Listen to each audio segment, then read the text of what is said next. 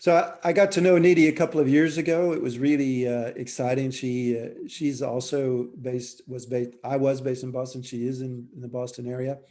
And I was just really excited to meet someone with Nidhi's energy and to hear her story.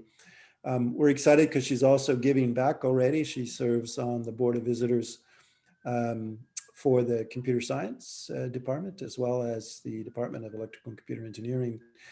Nidhi is an entrepreneur, extremely successful in creating a cloud configuration startup that was acquired by Google. The company is called qwikLABS, if you want to check it out. And today is still being used by Google as their exclusive platform for also AWS customers to create and deploy on-demand lab environments in the cloud. Since her time at Google and with her own startup, she's been with Tamr, which is a well-known Boston-based, not so much of a startup now. And before that, she's also spent some time, like Vaso, at McKinsey and Company. So as I mentioned, Nidhi has a Ph.D. in computer science, and she's got a master's in electrical computer engineering. She does have 7 US patents, and I'm pleased to say that our former department, or our department, the Electrical Computer Engineering Department, has given her a Distinguished Achiever Award. So very, very well deserved. I know we're going to enjoy Nidhi's presentation. She's rather modest, so I think you'll be impressed with what she has to say. We've also got plenty of time for questions and answers, so be thinking of those and pose them in the Q&A, and I'll be tracking them there where we can work with. So sorry, Dave Irwin, I have a farm background. It is real, it's from Buffalo County, that's my home county. Wrong season, you're right, I need to pull out the snow and the other ones. So anyway, with that done, Nidhi, over to you. Thank you so much, Tom, and thank you, Vaso. I'm honored to be here. And today I'm going to tell you my story. And I think the way I think about it is how I created choice for myself in an environment where I didn't think I had any. I'm going to share my personal journey more than the tech specifics of my companies, because the lessons I learned helped me immensely in my career. But I'm happy to geek out anytime. That's actually more comfortable for me than talking about my personal journey. I'll keep my remarks brief and leave a lot of time for questions. Before I begin, though, I want to stress one thing. This is my story. It starts in India, but is in no way a generic representation of all of India or all Indians. It just can't be. India had a female prime minister before I was born, and Indians have always worshipped female goddesses. And yet, India continues to have a major female infanticide problem. So please, no stereotyping. I'm trying to. So I was the eldest daughter of a very conservative Indian family. And as if that wasn't enough, I was the eldest in my generation.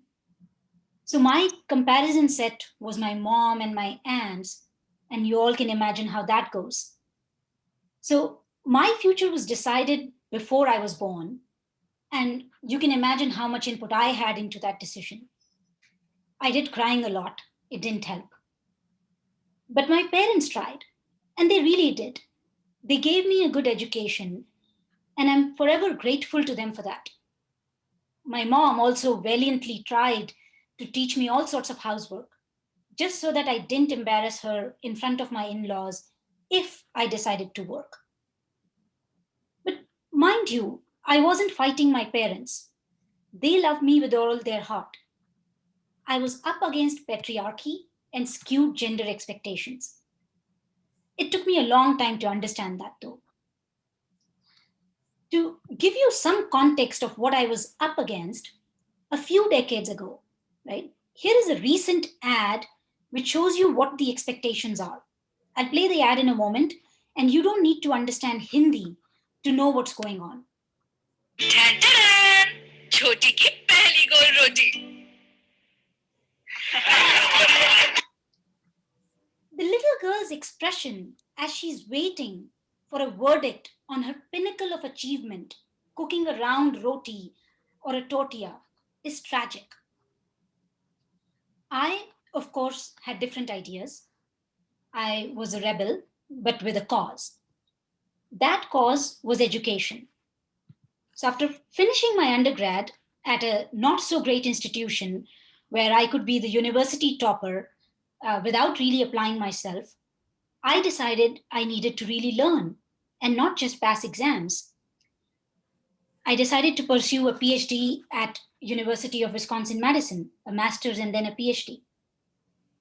I had worked very, very hard on my research during my final year of undergrad, on my GRE so that I had good scores. And the hardest challenge of finding a decent network connection in the few and expensive cyber cafes in and around my university to find out more about graduate schools in America.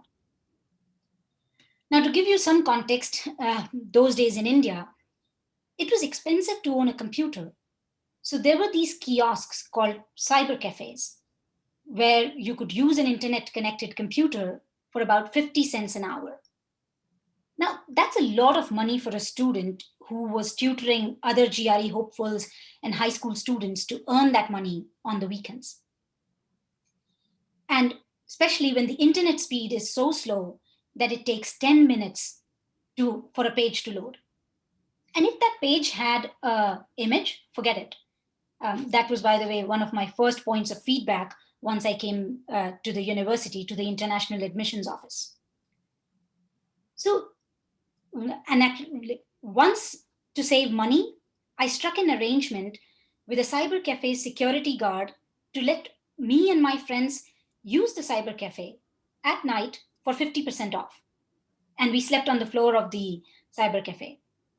I now realize the risk we were taking.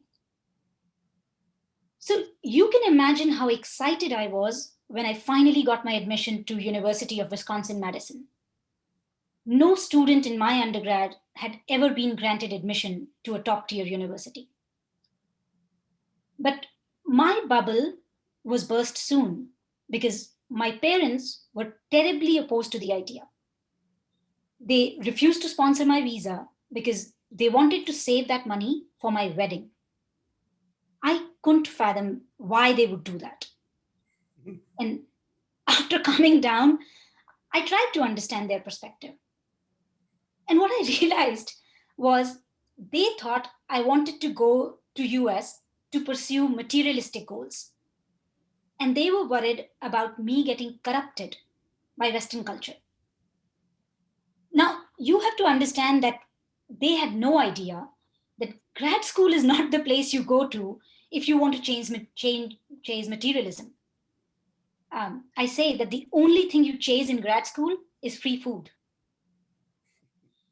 And their understanding of American culture was from like hearsay from shows like Santa Barbara and Bold and Beautiful. I mean, not entirely a positive impression. However, again, to my horror and to their credit, they tried to be very creative. They tried to arrange my wedding to someone who lived and worked in the USA. Their thought was, this way I get to go to USA and I would be saved from the big bad world because I was married. I mean, I can't even begin to tell you how I reacted. I was heartbroken, but I didn't give up. I deferred my admission by a year and joined an IT outsourcing company. And within that year, made sure that I was selected to go overseas through my company. Now, at this point, I went to my parents and gave them a choice. I can either go study or I can go earn money. And I think at this point, they actually realized that one, I cared about what they thought. And two, that I was choosing education when I could earn a lot more as an employee. So they were convinced that I was going to US for the right reasons. So somehow, within 5 days of resigning from my job and getting my visa, I managed to get myself to Madison. And to this day, I remember the feeling of being alive, liberated, and happy. I got married during my master's to a person who I met and chose here, but made sure my parents highly approved of him. And then, of course, he and I decided that we were going to stay at our respective institutions for our PhDs, and I wasn't going to move to Ithaca as was expected. So regardless of what my parents thought, what I really did very happily was to pursue a PhD, and that led to a path in entrepreneurship. And I'm going to talk about a little bit about that journey. During my PhD, I actually did a lot of research at qwikLABS in Palo Alto, working directly with their research and production engineers, designing high availability systems using commodity components. The key idea was to use virtualization as a layer of software that could abstract away the hardware and can be used to detect and correct errors for modern multi-core systems. Now, qwikLABS had access to the gold standard of high availability systems called tandem computers. And I was fortunate to learn from them and test some of my ideas with them. My professors at UW were kind enough to let me be that weird student who did her PhD almost entirely remotely in a pre-COVID world. I know right now it doesn't sound like much, but at that time, it was quite a thing. What that stint, my PhD research at qwikLABS and Madison, that sowed the seeds of entrepreneurship and taught me two very valuable lessons. One, good research is something that can be translated into good solutions to problems. And second, the simplest solutions are often the most elegant solutions and impactful. As my advisor used to say, don't try to use a sword where you can use a needle. I graduated with a PhD very proudly in 2008, which wasn't exactly the best time to be looking for a job, especially with a husband graduating with a PhD in finance, and both of us trying to look for a job in the same city. So I took the unconventional route of going to work for McKinsey. I had a vague idea of what they did. A colleague told me that they are like academia, where you dive deep into a problem for 3 months and then you go do something else. I thought, that's perfect for my ADHD brain. I'll go do that. Of course, I was wrong. I took the risk and I was skeptical, but I actually enjoyed it more than I thought. I stayed there for 4 years. I got to work on very interesting projects. I got to see how companies are created and how they operate. And I left McKinsey to start my own company with my co-founder, who I met as a client while at McKinsey. This was when my daughter was a month old and I was still on maternity leave. The problem qwikLABS attempted to solve was one I had observed over and over with my high-tech clients at McKinsey. All of them held these expensive multi-million-dollar data centers for what were classic use cases for cloud computing in my mind. And this is back in 2010 and 11, right, where cloud was nascent and new. So these use cases were customer and partner training, marketing proof of concepts, or trial access to customers for high-tech software. But what we realized is that it was usually the non-technical folks who were in charge of these budgets and working with the customers. And in the early days of cloud, it wasn't really easy for them to use the cloud. And what my co-founder and I thought, well, that's easy. Let's go partner with a cloud company and create a simple configuration management interface for non-technical users of the cloud and go and sell this software to these companies. So we went to AWS because that was the only cloud at that time. But when we went to them, what we realized when we went to them for a partnership, what we realized is that they had this problem. Their marketing or their training folks could not configure their own cloud for their purposes. So AWS asked us if we can create a configuration for their cloud training to be used at the first reInvent in 2012. And if we were successful, they would give us the worldwide exclusive contract for all of their customer and partner training. We had to make a strategic choice at this point because we were new, we didn't have any funding, we were looking for partners, and we had to make a choice of whether we go all in and create a product for this customer that could be really great, or we spend our time fundraising. And we chose the former.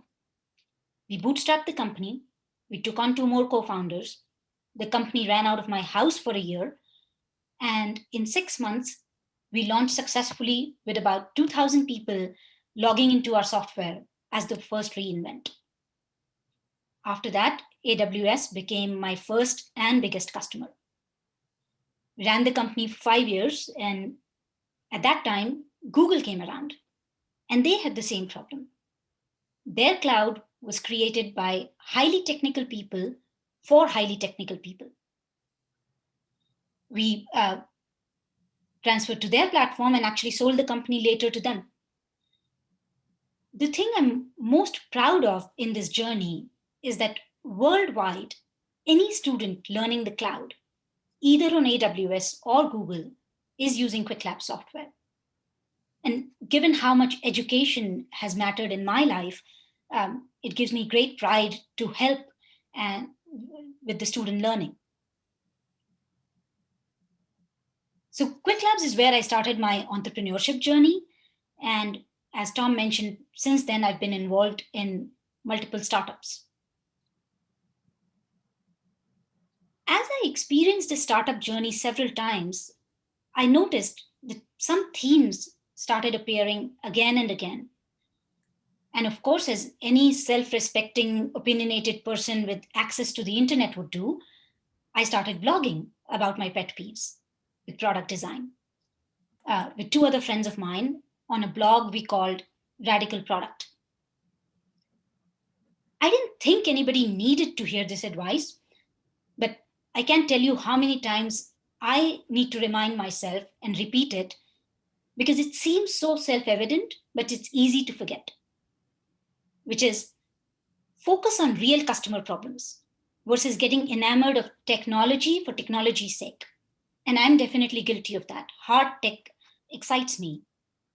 But I have to remind myself that focusing on the customer problem is the reason for a company's existence.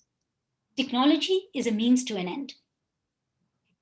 The other lesson is to stay focused on your North Star, on your vision, on the what. The how can change, the methodology can change. There are multiple ways to find the North Star. But the thing I see very often is companies not really taking the time to identify their vision, their North Star, or founders just beginning to let's start a company because it's fashionable, and then pivoting to find a reason to exist. You can read more about my pet peeves in this blog at radicalproduct.com.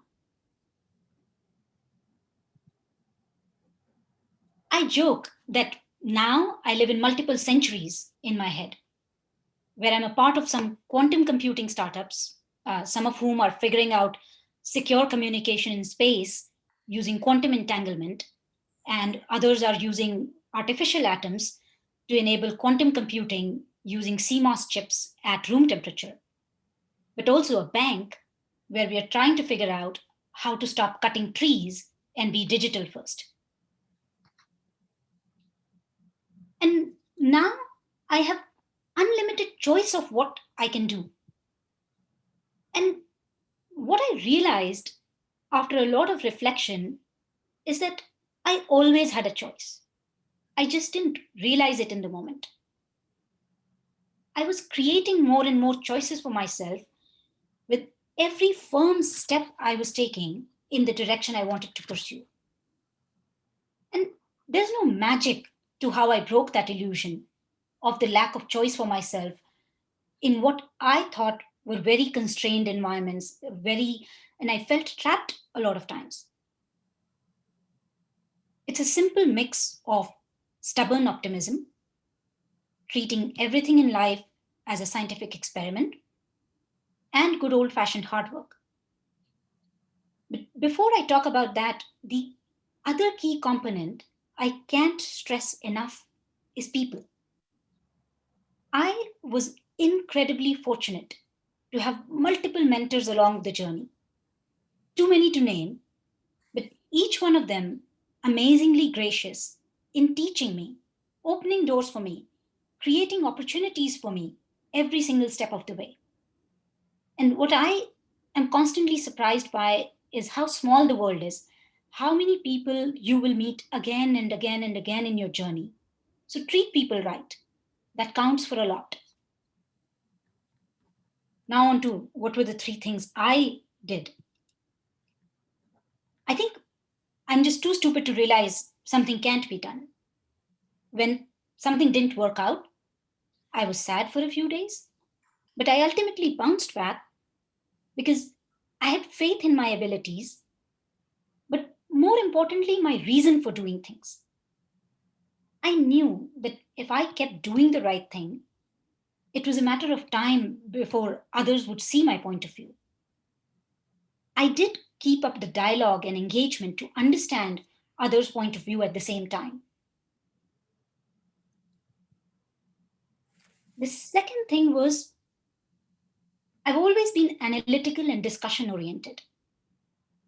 Whenever I failed, and I failed a lot of times, after getting over the dejection, I've tried to analyze what went wrong objectively rather than emotionally. And a huge part of that is not judging myself for the failure. And stubborn optimism helps here. When I'm faced with a no, I constantly ask why, and then think about other ways to accomplish my goals. And that has really helped in the journey. And finally, there's always good old fashioned hard work. You can try 5 different ways of doing things, and one of them is eventually bound to work. And fortune favors the prepared mind, and I have been incredibly fortunate. Thank you all for listening to my story, and I'm happy to take any questions you have. Thank you, Nidhi. It was very, very exciting. Phoenix, can you type your question in the Q&A? It's not clear that I can call on you, but if you type it into the Q&A, then we can get the questions here. So fascinating stuff. I mean, I get very excited when I see someone, Nidhi, and maybe you could close down the screen so we can see your face a little bit more prominently. When someone overcomes what you did to get to where you do, and what do you think you owe that? Where did that motivation and that determination come from? Were you just born that way, or was that something that you discovered along the way? I mean, what really drove that, in your opinion? I think, Tom, a combination, right? One is that, yes, I was probably born a little bit this way, but also as you get encouragement, right? As you do take a small step and you're encouraged, sometimes you find mentors, you find other role models, you find people who are willing to help you. Sometimes their belief in you actually helps you move forward. Well, that's really cool to hear. You know, that leads to a question that Roshan Verma asks: how would you recommend finding those mentors, you know, either at school or in a professional capacity? I think there's no magic formula, but one thing I would say is that hard work helps, right? I mean, if you are willing to work hard, and if you are the person, I'll give you an example, right? When I first came to Madison, I wanted to have my PhD advisor be my mentor. He had stopped taking any students. I would make sure that I had read the computer architecture book backwards and forwards, and I would go in prepared and ask what I thought were intelligent questions. And later, Jim, who has become my biggest mentor, advisor, I've learned life lessons from him, more than even computer architecture. He told me it was those questions that intrigued him and that made him see that I wanted to learn. And that's what made him sign up to be a mentor. So I think if you have the desire to learn, that comes across, and then people are willing to help you. So I've seen that with some other great people that I've worked with in my career, and I wonder some combination of curiosity, you think, but there's some way that you approach those mentors that gets them excited by helping you. It's not just pure curiosity. Obviously, what are some of the other things that you found have been beneficial to getting those mentors to want to be, working with you? I think the other thing is the mentor and mentee relationship, and I can say this now that sometimes I'm on the other side, is um, the mentors also want to learn and build something, right? So if you offer something, if you are helpful, if you are trying to create something, they get excited to be a part of that. And it goes both ways. It can't be just one-sided you take relationship. It has to be a give and take relationship. And I feel like when I mentor people, I learn a lot more and I benefit. And I think that is another ingredient that you have to think about. How is it that your association with the mentor is going to be helpful to them? So some give and take you Some have give to and have. take. That's very helpful. A fun question from Phoenix Kim. How do you maintain this stubborn optimism that you talk about? That's really hard as an entrepreneur. I know that myself. I mean, there are some really, really tough times, and it gets rough. Maybe you should talk about some of them, Tom. You've gone through this journey, and Oh, then I I can have, but I want to hear your story. So, and I admire what you've done because for whatever I've done, I have a lot of privilege. You didn't have those privileges. I think your story is amazing. I think sometimes actually just putting one step in front of the other, right? Because, like Tom said, in startups, it can get really rough, right? It's hard to have that faith and that optimism, but you just put one step in front of the other, and um, new opportunities come up, new doors open up, and it's almost like you have to take that leap of faith and keep going at it. And over time, things change. They just do. But you have to keep putting in that hard work, and you have to keep putting that one step in front of the other.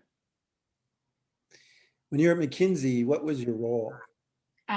So at McKinsey, I started as an associate, but then I started managing projects. So I was an engagement manager. Mhm. And what that meant, What does an associate do? um, an associate is just a step above the ladder in terms of they like not fetching coffee. I joke, but what an associate does is overall what people at McKinsey do, right? For the folks who don't know, is you uh, look at a problem, you quickly analyze what are the factors that might be affecting this problem. You come up to speed really quickly. You have access to a lot of expertise within the company and outside. And then you start to think through what are the strategic options, what are the answers that you're looking for. So the associate is the person who dives the deepest into that research, the deepest into a specific piece of the problem, and is responsible for coming up with the strategy or the idea uh, to solve a specific issue at hand. Now you do that collectively as a team. There is usually a team of 2 or 3 associates with an engagement manager. The engagement manager leads the project. They are responsible for the overall project, the overall problem, but they typically would break it down into 2 or 3 subcomponents that 2 or 3 associates are responsible for, are the leaders for, but they work collaboratively so that the entire project is solving for the ultimate client question. Well, that's a wonderful reply. I know we have a number of students in the audience and are trying to understand what their options might be as they think about things, and that's very helpful. And in fact, one of the questions is from, I'm going to mess up the name here, but Param Gandhi. How did you decide that you wanted to pursue academics, namely your PhD, as opposed to going into industry? And that's asked from the perspective of someone who doesn't have any industry experience. And so, you know, how did you make that choice? And do you feel in retrospect that was the right decision? So the way I made that choice was, at least when I tried industry for a year, I felt like I didn't know enough about what I was doing. And I wanted to go back and try and understand at least some domain deeply. So that was the primary motivation for me.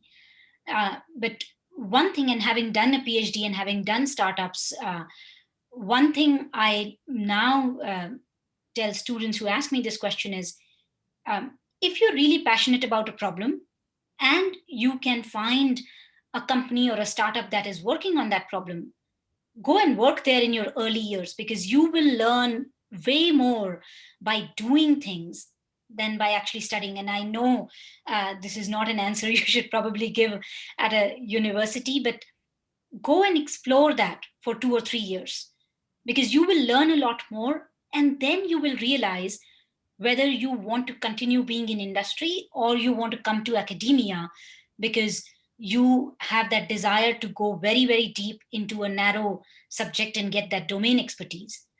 But sometimes, and this is where I consider myself fortunate that I had that 1 year of industry experience before I came for my PhD. Sometimes it's just too easy to remain a student and go from one program to the next to the other. But industry helps you discover what you want to do. If you like industry, you'll stay there. If you feel like you need that domain expertise, you will come back to school for the right reasons. Well, speaking of coming back to school, our dear friend Mark Hill has a question for you. So you can say hi to Mark. It feels very pretentious to talk when you're on the line. Exactly. I feel the same way. You mentioned that a PhD taught you about solving problems. What did your PhD teach you about picking the problems that need to be solved? Or was that something you learned later? No, I actually did learn it during my PhD, and Mark was a big part of that. Mark was my on my thesis committee, and one of the things Jim and Mark and David and other committee members, right?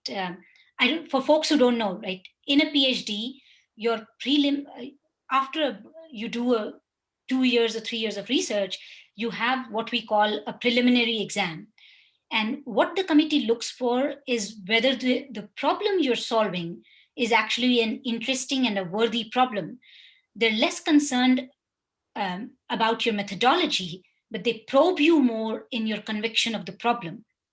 And if they're convinced of the problem being a worthy one, then they give you chances to try different ways. It's research of solving the problem. But picking the right problem is actually the hardest thing that you learn during your PhD.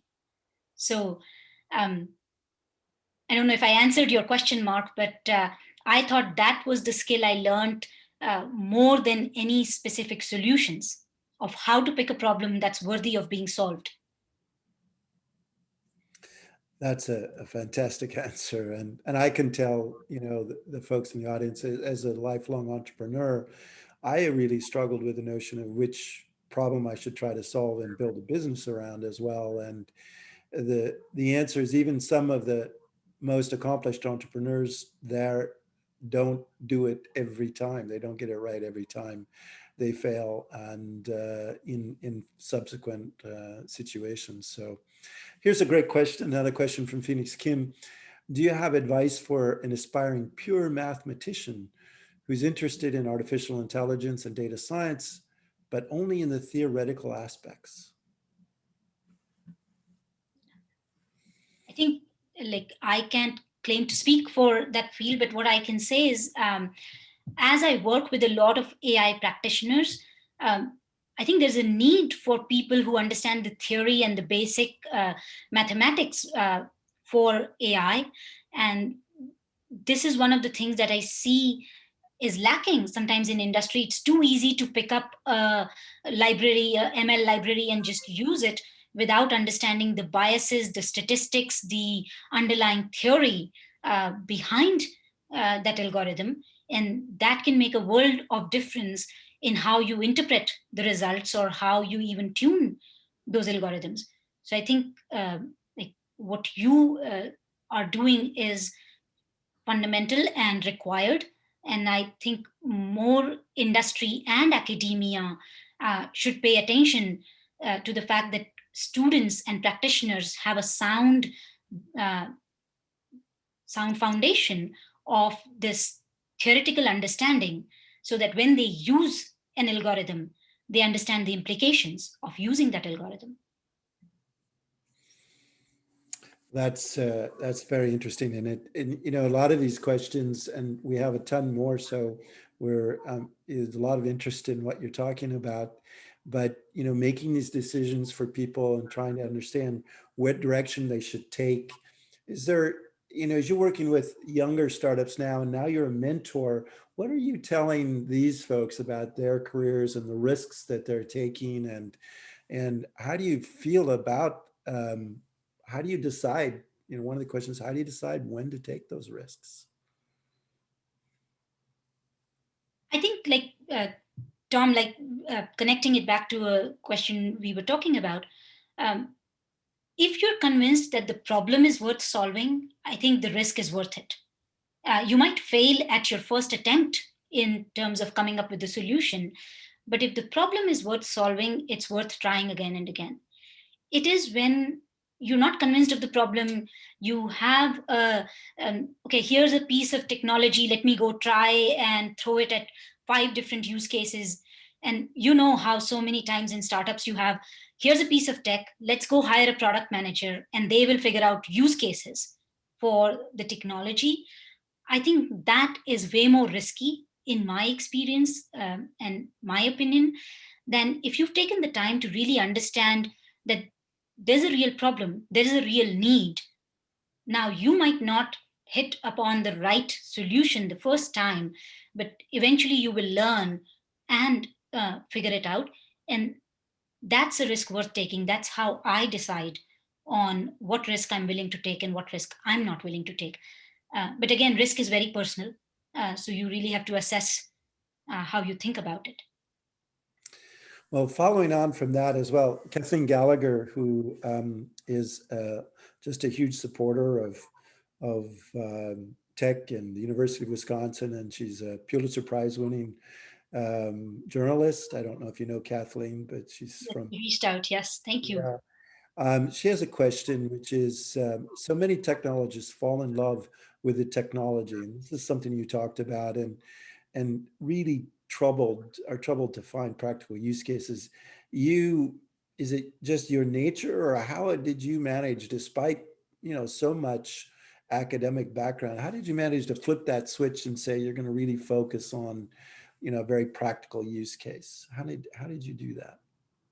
I think that I again have to credit to my PhD, and computer architecture by definition is a more practical field. Like, the sort of benchmark of our success as computer architects is if our research is actually used to build computer chips. So I think we are taught from a very early standpoint, and I think Mark is here, of thinking whether whatever we are proposing, whatever tech we are proposing, will it actually be feasible to be put inside a computer chip and will it be used? And we have to think about the power usage, about the complexity, about errors. And so there's a lot of practical usage that is front and center uh, that we are taught, and it's ingrained in us from an early um, standpoint of the PhD and masters. And that mindset has really helped me, because I think like one of the first questions when I look at a piece of tech is, can it be used? Where can I see it be used? What are the constraints to it being used? And what is the real problem? Can I go validate that with customers or real users before falling in love with the tech? And this is a hard lesson. Like I learn it again and again. But that goes a little bit contrary to the, I would say, conventional wisdom often, that universities are ivory towers where they don't study practical things. I mean, do you have a response to that? So, I mean, look at Wisconsin computer architecture or databases, right? We have always had our graduates going Intel, like they joke, there's the Wisconsin mafia. So I think Wisconsin can take pride in the fact that we do world-class research, but also very, very useful practical research. Um, well, so that's given us a lot of pride. So one of the questions that came up later is one that's near and dear to my heart, is, how difficult is it to start and run a company without a formal business background or an MBA or something? Is it something you pick up along the way, or is the technical background the most important thing? What did you learn in that process? I think focusing on the customer and what problem are you solving is the most important thing. Everything else you can build around, but, and I'm a biased technologist, so I'll give this answer. The technical piece, I think, is harder to train and harder to learn and pick up than some of the business um, practices, I would say. I think if you are focused on the customer, if you're focused on the problem, and you have the technical training and background, at least for me, it was easier to pick up the business and how to run the business along the way.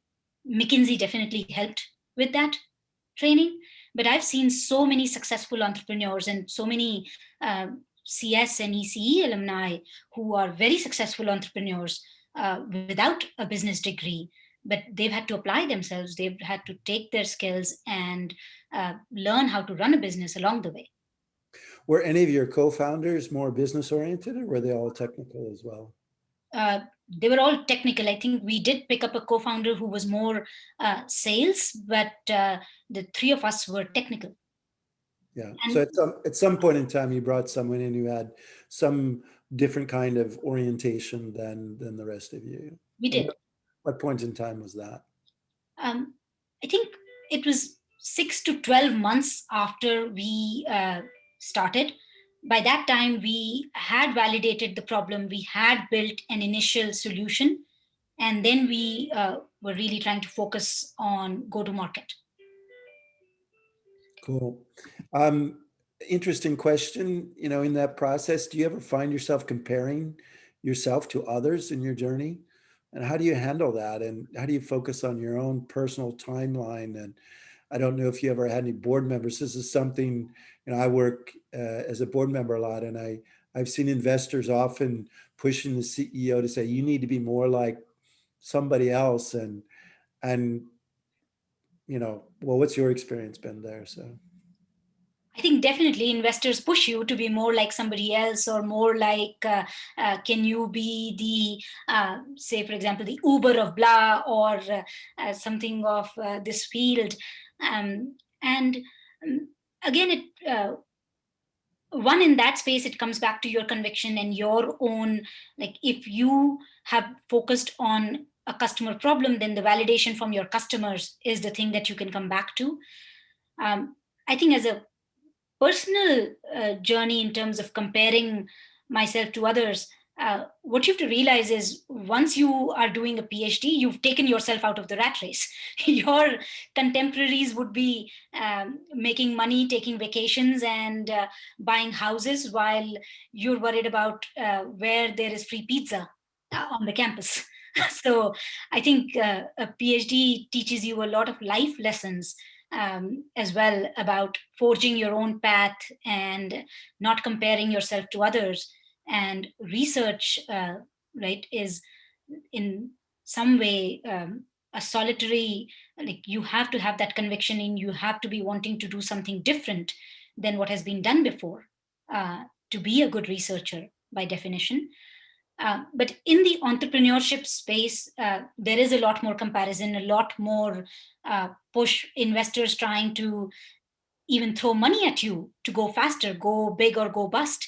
And that's actually a harder temptation to resist, to take on more money than you need and to spend it and to burn through that cash chasing growth that you might not be ready for. Well, that is amazing advice. And I think to all the group that are entrepreneurs in the audience, I think what you've just said, Nidhi, is so valuable. And I hope they can all take it to heart. So there's a couple of questions that are similar in nature. Both Mary Carbine and Jack Wang are curious about your lessons learned from bridging at qwikLABS, the very technical user and trying to bring them into a non-technical area. And what were some of the challenges, the lessons learned, and how did you come up with this idea, this sort of thing? So I'll answer the second question first. The coming up with of the idea was observing a problem again and again. So, right, as I was working with these high-tech companies, I noticed that they all had these multi-million-dollar data centers, like $20 million capex and $5 million opex, typically at that time, which was just sitting there, and they were used maybe. Right? They used to have a reservation system. 1 week give it to this customer, 1 week give it to that partner. And to a technologist, that was a perfect use case for the cloud. And so that's how I came upon the problem.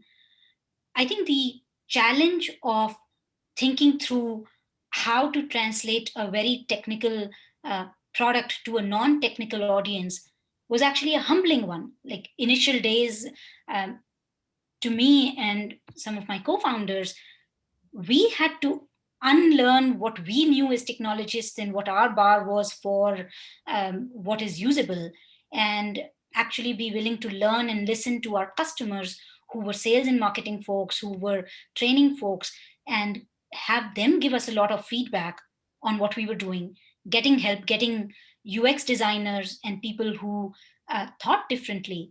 So I think it really taught me a lesson in uh, bringing together multiple disciplines, and that at the intersection of those multiple disciplines is where you create something valuable, and be willing to learn and be humbled. But I Humbled, didn't think this was a problem. humbled in what ways? What ways were you humbled at qwikLABS? I think at qwikLABS initially, I didn't think there was a big market. I was very surprised that AWS had this problem, because I was like, what do you mean? You guys created the cloud and your trainers can't use it?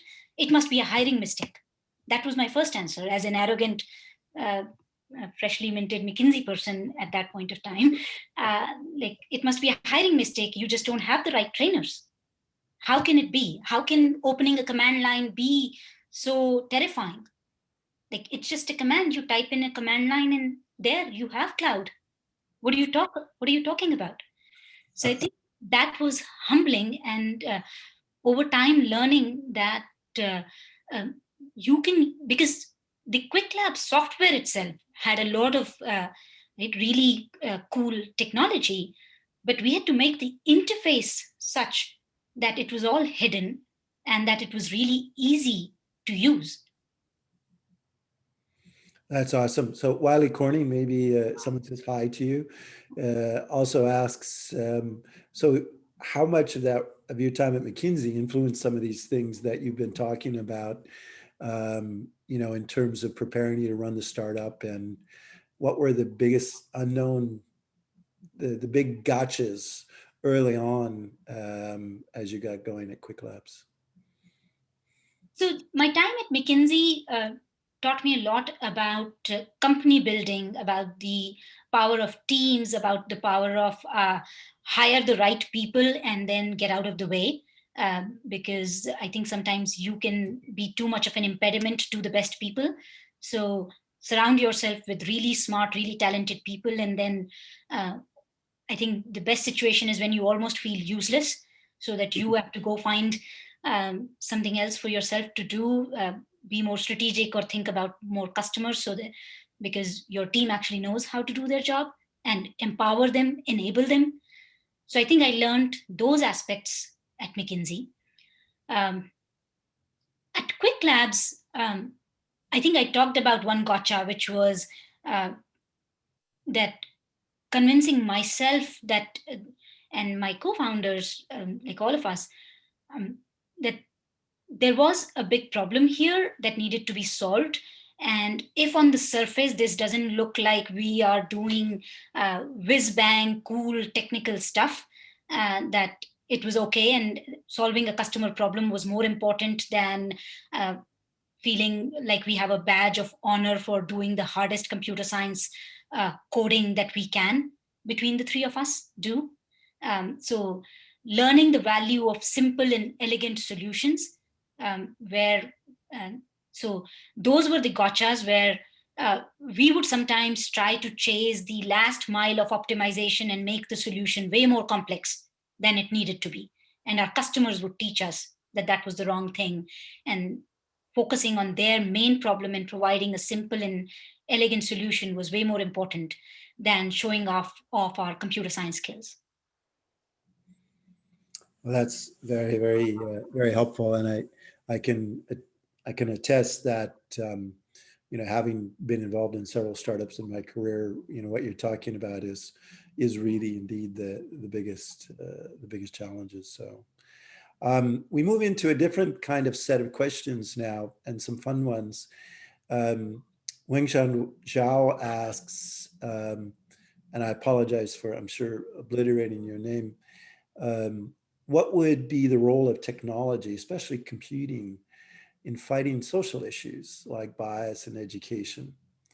He or she is interested in your opinion on this. So I can't claim to have a very educated opinion, but I think one of the things I would say, having done qwikLABS, especially, right, and seeing the power of that scale, I think technology has a huge role in scaling and providing accessible education. And right, no better time than right now, when we're all being sort of forced into that paradigm.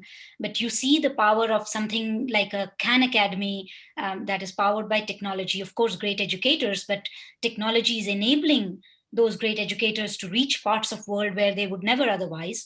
I'm proud of qwikLABS, where we provide hands-on environments for people to learn, and there are hundreds of free labs that anybody can go on qwikLABS and take and train themselves on the cloud, on AI, on like anything you can do on the Google Cloud or AWS Cloud. You can find a hands-on lab that is free, and you can take it from anywhere in the world. I mean, one of my proudest moments is when some of my cousins in India say, we never realized, we thought you did something, but when in our university we used qwikLABS, we were like, oh, this is something our sister was a part of. And in the early days of qwikLABS, me and my co-founders would sleep with a pager because we had customers in Japan, China, Australia. And if there was an issue, one of us was on pager duty so that we would get up and fix something. And that made us realize the power of technology in reaching places we didn't imagine we would. I think on the ethics side, I would leave that question more to philosophers and ethicists rather than try to provide an opinion that I'm unqualified to provide. Well, thank you. Now, kind of coming back to your experience in Boston, in your environment there, and then what you were doing in Wisconsin. There's always an interest in sort of what will it take for Wisconsin to benefit some more. So a couple of questions kind of in that vein. So Tim Honecker writes, he's the president of the Midwest Research University Network. Following up on your comments, how do you think universities in the Midwest and the Great Lakes region compare? I think we've already answered this in the production of computer science talent and research being done on the coasts, but maybe you can take it a little bit further. You know, you're in the land of MIT and Harvard now, and of course that. So and even more so than that, Kathleen Gallagher really wants to learn more about the ecosystem. What can the Wisconsin ecosystem, tech ecosystem, learn from Boston? So. I think one of the things that I found fascinating about Boston, and Boston is still a smaller ecosystem than Silicon Valley, is that once you have this entrepreneurship mindset, one or two successful startups, that actually starts this virtuous cycle where successful alums start more startups. And Tom, you've seen that, right, from your company. When you have successful exits, then it takes off some of the risk from those people of starting new companies. It provides capital to new entrepreneurs, and for technologists to work and dream and, right, create new ideas. So that's something I've seen about the Boston ecosystem now. I think Boston has been very focused on hard tech rather than consumer apps, and they take pride in that.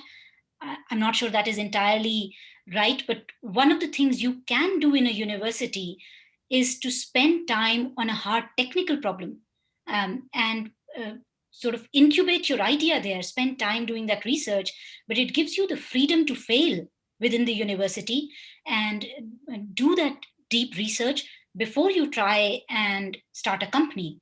And I mean, you are actually transferring on some of the risk from yourself. So university is a great place to experiment that, and universities can enable that. I think the third thing Boston does well is especially MIT now, it really enables the professors and the students to go out and start companies without being worried about IP patents and how would this play with the university. And I know WARF is taking those steps now, because entrepreneurs need that freedom in the initial days. And I think that is really critical. There's a lot of good talent, and like we are seeing that Karu, who's a CS professor, has just started a company, and I think we're seeing that entrepreneurship come from Madison. And I actually think Midwest has a lot going for it in terms of the entrepreneurship. The cost of living is low. People want to live in Madison. Costs are expensive, and now there is a congregation of talent. And UW, with by the virtue of being a large university, you can find somebody who knows more about biology than you do as a computer scientist. You can find a physicist, you can find a stats person, you can find somebody else. And those cross domain problems are actually more interesting, don't have easy solutions, and provide a very interesting problem to solve for. We unfortunately are out of time. We have plenty of questions. So for those audience members that were not able to get to your questions, we'll work with Nidhi afterwards to do that. Yes. I would like to close with a personal question from the audience. And this, I think, maybe you'll find this quite interesting. I did, coming from rural Wisconsin. This is, my picture is from my home county in Buffalo County in Wisconsin.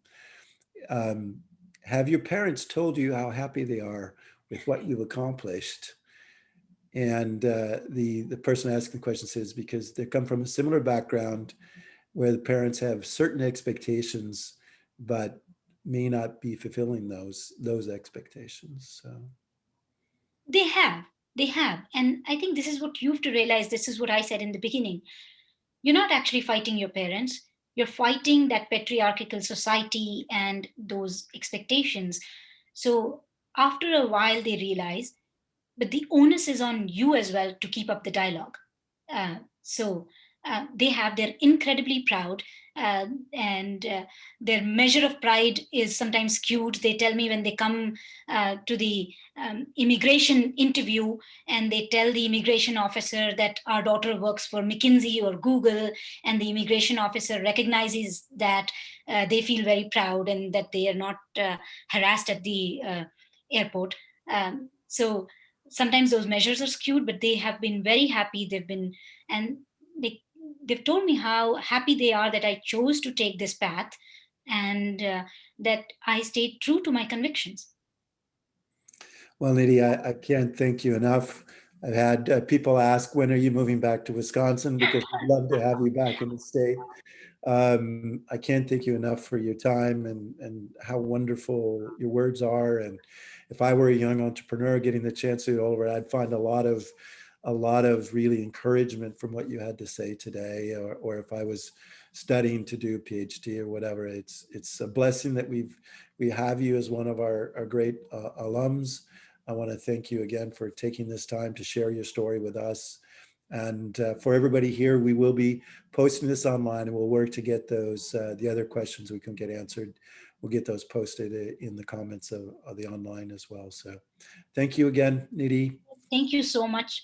It's my honor and my pleasure. Thank you for having me here and listening to my story. Thank you so much. I hope to speak soon. Cheers.